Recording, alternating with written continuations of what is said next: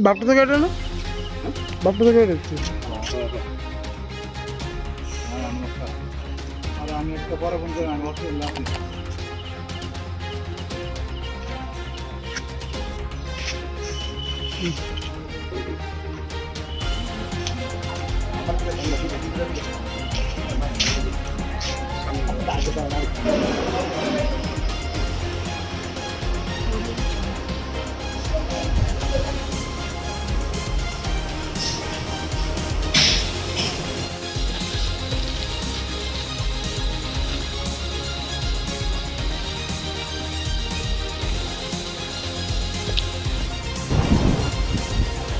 এটা না, এবার দুজন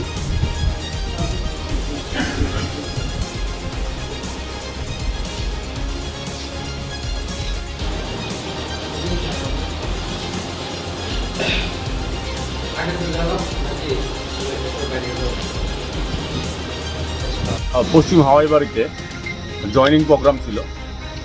জয়নিং প্রোগ্রামের জন্য আমি আগরতলা থেকে রওনা দিয়েছিলাম। যেই স্পটে আমি গাড়িটা রাস্তায় পার্কিং করিয়েছিলাম, গাড়িটা থেকে নামতে পশ্চিম হাওয়াই বাড়ির বিজেপির পঞ্চায়েতের প্রধান রঞ্জিত দাস রাস্তার উল্টো দিকে দাঁড়িয়ে ফলো করছিল। আমরা মিটিংয়ের স্থলে রাস্তা থেকে প্রায় 500 মিটার দূরে আমরা একটা বাড়িতে যোগদান সভার আয়োজন করেছিলাম। যোগদান সভা চলছিল। যোগদান সভাতে 40 পরিবারের 225 জন মতো ভোটার যোগদানও করেছে। আর আমার সঙ্গে এসছে আমার দুটি ছোট ভাই। ওরা রাজনীতির সঙ্গে জড়িত নয়। ছোট ভাই একজন প্রসেনজিৎ, ও আইটি ইঞ্জিনিয়ার, একটা প্রাইভেট কোম্পানিতে চাকরি করে, 2 লক্ষ টাকার ওপর ও মান্থলি স্যালারি পায়।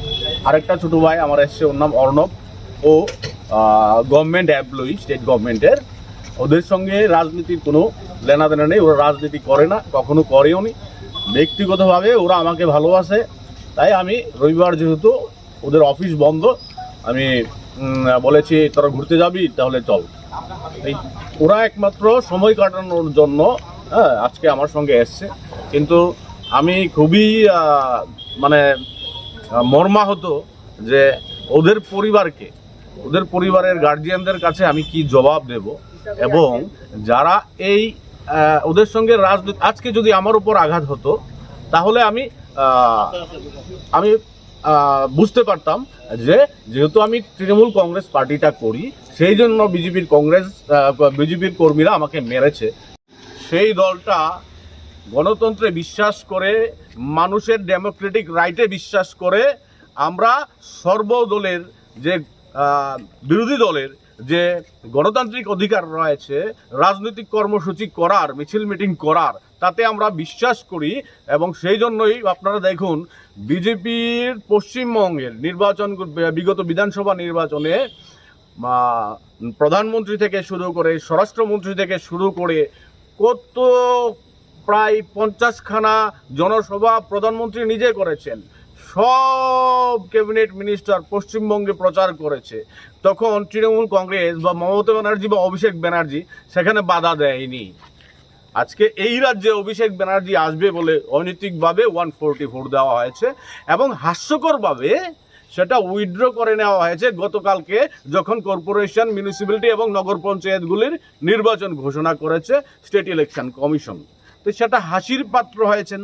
এবং বিপ্লব দেব, আপনারা জানেন, যখন থেকে এই রাজ্যের মুখ্যমন্ত্রী হয়েছে, উনি প্রত্যেক মাসেই এরকম বক্তব্য দিয়ে থাকেন যে ত্রিপুরার জনগণ যারা, ওনাকে এখন ঠিক সেই রকমভাবে নেন না, ওনাকে হালকাভাবেই ত্রিপুরার জনগণরা নেন।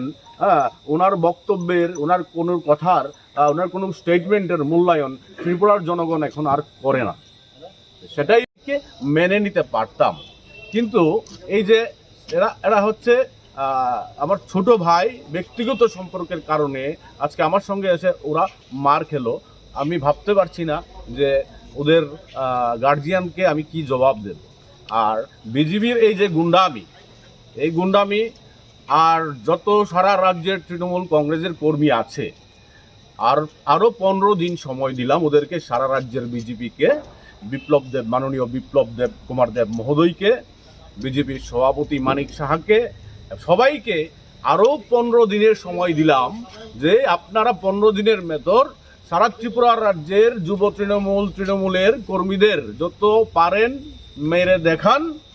15 দিন পর আর আপনাদের মারার কোনো সুযোগ এই রাজ্যে দেওয়া হবে না।